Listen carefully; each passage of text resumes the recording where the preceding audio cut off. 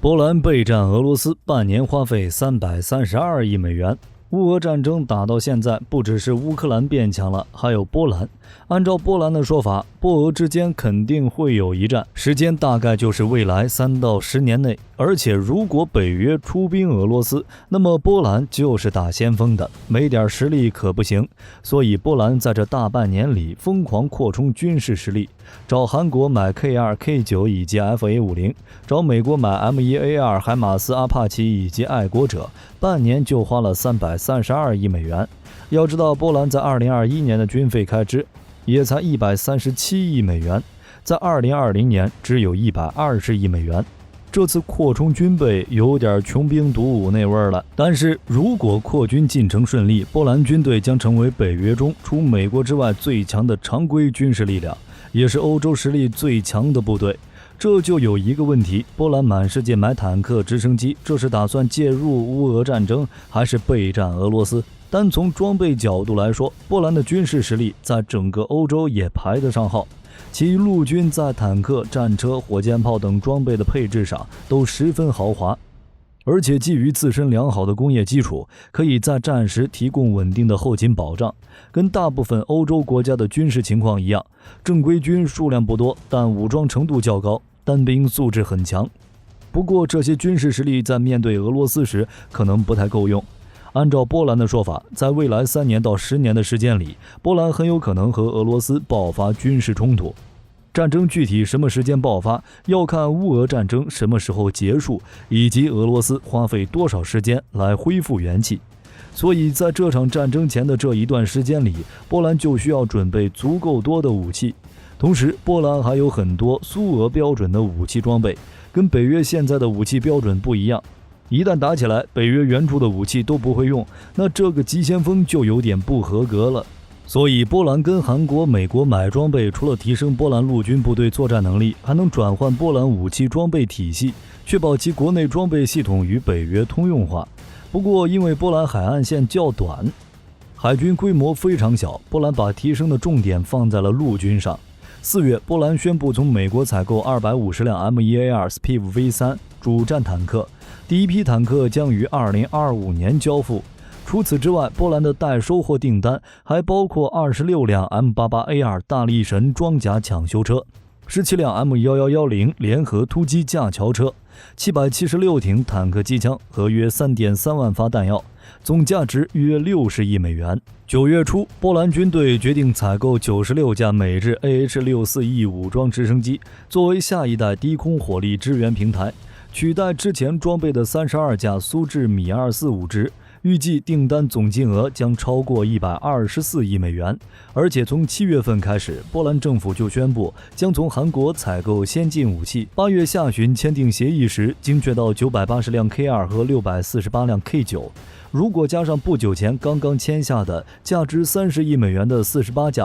FA50 订单，波兰和韩国交易3款装备的总金额已经高达约148亿美元。波兰还在与德国沟通购买豹2 A7 坦克，还向美国追加了6套爱国者。根据波兰武器装备局消息，前2套装备将于2026年完成交付，而第6套将于2028年完成交付。除了这些，还有500辆海马斯。2018年，波兰先买了20套试用，之后追加到接近500门。波兰的说法是采购486门 M142 高机动性火箭炮系统，也就是常说的海马斯火箭炮。根据波兰国防部的 WR300 霍尔马项目，每6门火箭炮形成一个作战单位，将有共计80个火箭炮作战单位加入到波兰陆军的炮兵部队。采购将在大约2023年末到2024年初完成签署，并于2025年开始交付。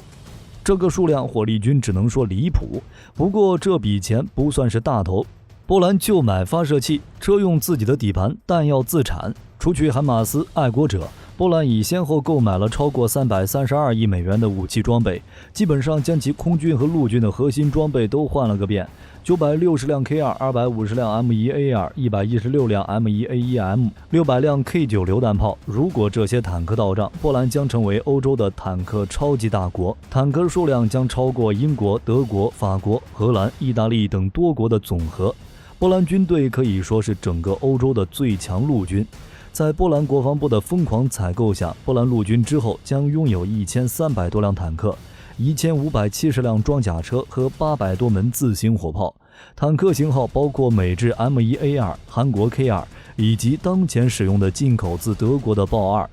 按照规划，到了2035年，波兰陆军将拥有4000多辆各类装甲作战车辆，完全可以称霸欧洲。拥有约1200辆各型坦克的韩国陆军往往会排在第10或第11名的位置，也就是说，等到波兰陆军配齐1300多辆坦克后，也可以跻身全球前10。当然，数量比不上美俄。美国和俄罗斯的陆军部队实际使用中的坦克数量基本都在3000辆左右，不过他们都封存储备了大量坦克，实际数量偏高，但是波兰坦克的质量偏高，单纯比现役的坦克，俄罗斯不行。除了购买武器，波兰还准备扩军。目前波兰拥有14.4万名士兵，军方计划将现役部队规模扩大2.5倍，最终达到40万人。预备役部队数量将达到170万人。乌俄战争爆发之后，欧洲多个国家都是上调军费开支。德国当时初创1000亿欧元基金，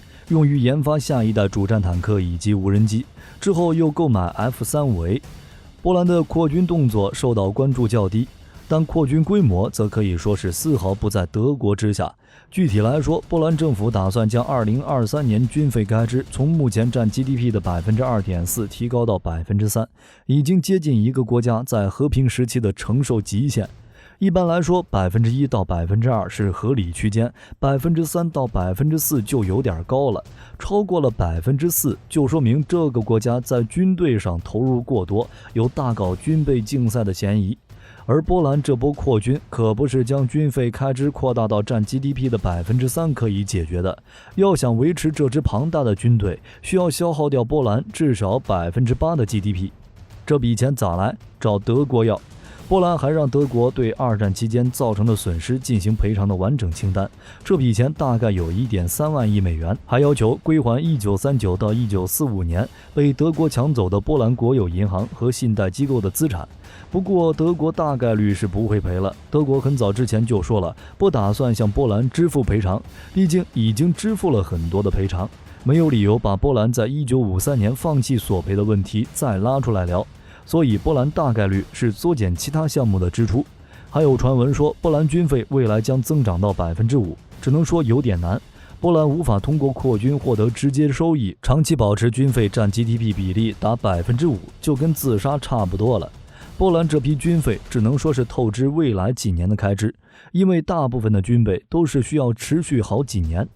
回归正题，波兰花那么多钱买装备，是为了介入乌俄战争，还是备战俄罗斯？作为北约的反俄急先锋，波兰可不是在嘴上说说反俄而已。乌俄战争爆发之后，波兰以及波罗的海的3个国家第一时间冲上反俄一线，成为北约对抗俄罗斯的桥头堡。配合美国对俄发起制裁，还对乌克兰提供大量的武器援助，波兰更是直接充当乌克兰大后方的角色。波兰不仅从美国、韩国和其他欧洲国家大量采购武器装备，还将他们原有的包括 T72 在内的原有武器全部赠送给乌克兰。北约国家援助乌克兰的武器大多数都是过境芬兰再运往乌克兰的。美国空军的 C-17A、C-5M 等战略运输机源源不断地将先进装备运抵波兰东部机场，之后再经过陆路运往乌克兰。虽然暂时没有以维和或者帮助乌克兰兄弟为由派兵直接进入乌西地区，但波军仍在国内举行了持续1个月的军事演习，还给乌克兰提供了数百辆坦克、火炮、无人机和其他装备。波兰为此更是几乎掏空了本国的武器库。而且之前波兰武装部队总司令就签署了命令，让波兰军队进入战备状态，并且可以进入乌克兰境内。除了俄罗斯，波兰还要面对白俄罗斯。波兰支持乌克兰，一向支持俄罗斯大毛的白俄罗斯也没落下，一直跃跃欲试，想帮着大毛兄弟分担一些重任。最初还是在边境和波兰边防军发生冲突，到前段时间，白俄罗斯的总参谋长直接爆炸发言说，一旦发生冲突，白俄罗斯立刻闪击波兰，拳打西欧，脚踢北约。波兰处在北约对峙俄罗斯的最前线，甚至说现在的波兰、白俄罗斯在北部边境上已经处于实质上的战争状态了。所以波兰周边的现状来看，波兰大概率是备战俄罗斯。毕竟在俄罗斯没有核武脏弹的情况下，波兰大概率不会让大军压境，更多的是提防俄罗斯与白俄罗斯。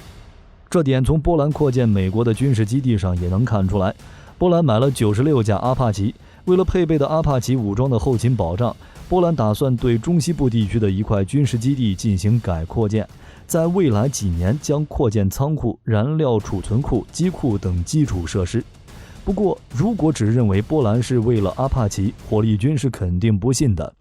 扩建后的军事基地也可以用于美国提供的其他军事武器支援，同时将作为北约的军事武器大后方，为波兰以及其他北约盟友在东翼地区开展的军事行动提供更为有力的支持。虽说这次扩建的原因是波兰与美国2020年签署的加强防务合作协议，但是作为乌克兰的邻国，波兰这个时候宣布扩建的消息，很难让人不跟乌俄战争联系起来。毕竟今年5月的时候，波兰境内的美国军事人员就已经达到了12600名，而且在10月的时候，波兰还被爆出说希望成为美国部署核武器的候选国，也就是说让美国把核武器部署到波兰。不过不为了让普京狗急跳墙，美国曾明确表示过没有这个计划。总的来说，波兰不是乌克兰。如果说俄罗斯与乌克兰之间的战争更希望通过占领的方式解决乌克兰问题，那么俄罗斯与波兰肯定是死战。双方关于领土争议的问题已经持续了数百年，属于世仇，买装备也是无可厚非。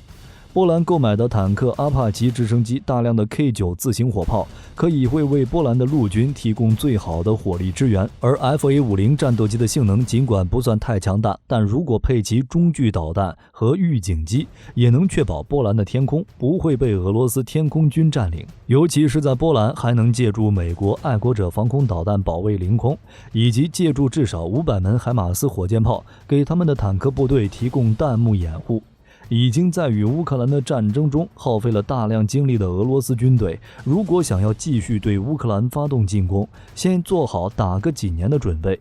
俄罗斯最开始入侵乌克兰之所以进展快，那是乌克兰的准备不足，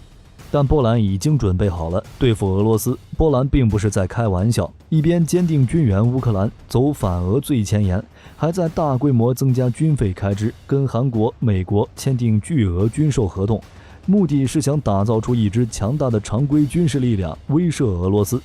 好了，今天的视频到这儿就结束了。各位觉得俄罗斯会与波兰开战吗？欢迎在视频下方留言评论。如果视频内容有不对的地方，各位也可以在下方指正。我是火力军，下期见。